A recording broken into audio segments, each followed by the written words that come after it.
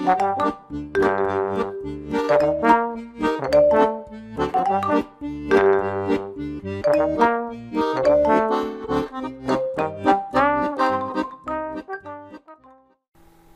alaikum, chers élèves de la deuxième année bac sciences économiques et de gestion. Ravi de vous retrouver et merci de me recevoir chez vous. Alors au cours de la séance d'aujourd'hui, on est toujours sur la série des questions les plus fréquentes à votre examen national et on enchaîne bien sûr avec une nouvelle question qui se rapporte au processus d'achat, c'est-à-dire tout simplement les étapes que l'entreprise doit aborder pour réaliser une opération d'achat.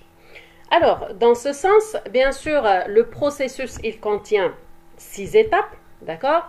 Alors, première étape dans ce processus d'achat, c'est la détermination du besoin. C'est à ce moment-là que l'entreprise doit étudier avec précision ce dont elle a besoin. À l'ASS, l'entreprise ne va jamais déclencher un processus d'achat ou une opération d'achat sans qu'elle aura besoin de marchandises ou de matières premières et ainsi de suite.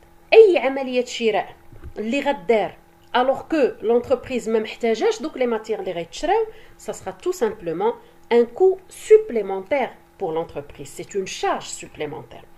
Donc voilà, première étape faite, le besoin est bien déterminé, bien étudié. Là, l'entreprise passe à la deuxième étape qui est la prospection du marché. Alors, prospection qui veut dire recherche. Qu'est-ce qu'on va chercher sur le marché? Eh bien, tout simplement, on va chercher les fournisseurs auprès desquels on va passer commande, auprès desquels on va, bien sûr, contracter cette opération d'achat. Donc, à ce moment, la prospection, elle peut se faire par différentes manières. L'entreprise peut faire des contacts directs avec les fournisseurs. Elle peut faire une recherche en ligne.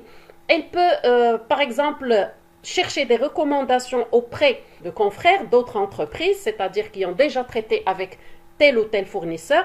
Donc, il y a pas mal de moyens permettant à l'entreprise d'identifier l'existence de fournisseurs. Alors, troisième étape, c'est ce qu'on appelle le choix du fournisseur. Alors, l'entreprise, elle a toujours deux possibilités, soit de traiter avec un fournisseur habituel, soit de traiter avec plusieurs fournisseurs. Ou bien sûr, à ce niveau, c'est une décision propre à l'administration, à la direction de l'entreprise, parce que lorsqu'on traite avec un fournisseur habituel, là, on aura des relations durables avec ce fournisseur, ça sera donc un partenariat, ou ce qu'on appelle l'agrégation du fournisseur, qui va donner des avantages à l'entreprise. Des avantages côté prix, côté qualité, côté facilité de paiement, et ainsi de suite. Mais lorsque l'entreprise va chercher à diversifier ses sources, bien sûr, d'approvisionnement, et c'est ce qu'on a vu dans la vidéo concernant l'utilité de la diversité des sources d'approvisionnement. Donc là, lorsqu'on traite avec plusieurs fournisseurs, on va en quelque sorte sécuriser nos approvisionnements parce qu'on va éviter la défaillance des fournisseurs. Ce n'est pas la même chose que lorsqu'on traite avec un seul fournisseur qui risque, dans certaines conditions, de retarder la livraison de la commande. Mais lorsqu'on a plusieurs fournisseurs, même s'il y a défaillance de la part d'un de ces fournisseurs, les autres, ils vont pouvoir livrer, donc aucun problème pour l'entreprise.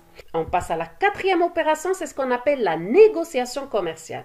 Certes, on a choisi le ou les fournisseurs avec qui on va traiter, mais on n'a pas encore discuté les conditions de vente avec eux pour pouvoir se mettre d'accord précisément sur des conditions X. Donc maintenant, l'étape de la négociation commerciale, qu'on appelle en arabe mufawadat tijariya, c'est-à-dire qu'on va négocier tous les critères de choix de fournisseurs qu'on vient de voir. La dernière vidéo, je vous laisse encore une fois le lien sur écran et dans la description. Donc, c'est l'occasion pour l'entreprise, كيف ما كنقولوا انها تشاطر على راسها ولا ديك l'opération ديال انك غتاوى على شي produit. D'accord? Mais vous discutez toujours le prix pour pouvoir le faire baisser un petit peu en votre faveur, ou bien sûr c'est une négociation, هي مفاوضة هو نقاش بينك وبين le fournisseur pour se mettre d'accord sur des conditions bien précises. Alors à la fin de la négociation commerciale, l'accord est fait, ça peut donner naissance à un contrat carrément entre le client et le fournisseur, un contrat pourquoi pas pour une relation durable entre les deux. Donc ce qui reste maintenant, c'est que le client va passer commande.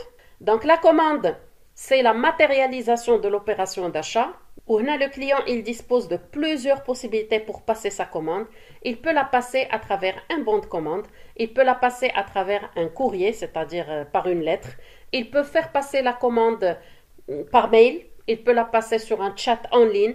Donc bien sûr les possibilités ou les nouveautés technologiques, ils ont carrément facilité l'opération, même si le fournisseur ou les fournisseurs existent sur une source d'approvisionnement internationale, étrangère, donc mouchkil ma kettrahch. Alors la commande est passée, qu'est-ce qu'on attend maintenant? On attend la livraison de la commande. Alors bien entendu, on ne va pas rester les bras croisés en attendant la date de la livraison, mais il va assurer un suivi, c'est-à-dire que de temps à autre, il va contacter le fournisseur pour s'assurer que sa commande se déroule dans les meilleures conditions, que la marchandise est disponible et tout. Et le jour de la réception de la marchandise, il doit contrôler les colis reçus en présence du livreur, de manière à faire témoigner le livreur en cas de défectuosité de la marchandise, en cas de détérioration, بمعنى أن داك السيد اللي جاب لك السلعة خصو يكون حاضر في لو مومون ديال لا فيريفيكاسيون، في الوقت اللي غيتحلوا لي كولي باش تقلب السلعة واش مزيانة ولا ما مزياناش، واش لا كاليتي هي هذيك، واش لا كونتيتي هي هذيك. الوغ هنا كيكون لو ليفرور السيد اللي جاب لك السلعة شاهد على الوضع ديال السلعة أو على الحالة ديال السلعة اللي وصلت فيها. En cas de problème, vous pouvez toujours signaler des réserves, c'est-à-dire une remarque sur le banc de réception. Le livreur هو نيت اللي غيديه le fournisseur ومن بعد كتبدا اجراءات من نوع اخر على اساس انك كتناقش مع le fournisseur واش غتخلي لا مارشانديز عندك وغيعطيك عليها un rabais. Rappelez-vous les réductions اللي درنا في la dernière séance. C'est une réduction pour retard de livraison ou bien pour marchandises défectueuses. Donc là, ça va faire l'objet d'une nouvelle discussion, d'une nouvelle négociation avec le fournisseur de manière à se mettre d'accord sur une décision précise. Donc voilà, le processus d'achat, il est composé de 6 étapes. Détermination de besoin, prospection du marché, choix de fournisseur, négociation commerciale, passation de la commande et suivi, réception et contrôle de la marchandise. Les étapes, il faut les apprendre par cœur, d'accord, parce que la question غالبا كيقول لك rappeler les étapes du processus d'achat وفي هذه الحاله راه غتكتبوهم بسته بهم هكا par énumération 1 2 3 et ainsi de suite. Et parfois la formulation elle change كيقول لك par exemple identifier ou la préciser les étapes du processus d'achat de l'entreprise X, c'est-à-dire l'entreprise اللي عطاوك في le cas ديال l'examen national. وفي ديك الحاله راه ما غتلقاوش لي زيتاب بسته بهم، مي غيقول لك لي برينسيبال زيتاب غتشوفوا لو تكست، يعني غترجعوا لو دوكيومون في هذه الحاله وغتشوفوا شنو هي المراحل اللي دازت منها لونتربريز باش دوزات هاد لوبيراسيون داشا ديالها. وبطبيعه الحال ملي غتكونوا حافظين لي زيتاب دو بروسيسوس داشا راه سي فاسيل دو ديتيكتي اي دو تروفي لي زيتاب اللي كاينين في وسط لو دوكيومون. D'accord. Alors sur ce, j'espère que je vous ai éclairé un petit peu sur les étapes du processus d'achat. Restez connectés. On se retrouve très bientôt dans la séance prochaine pour discuter un petit peu les objectifs de l'achat pour l'entreprise. D'ici là, دمتم في رعاية الله وإلى اللقاء.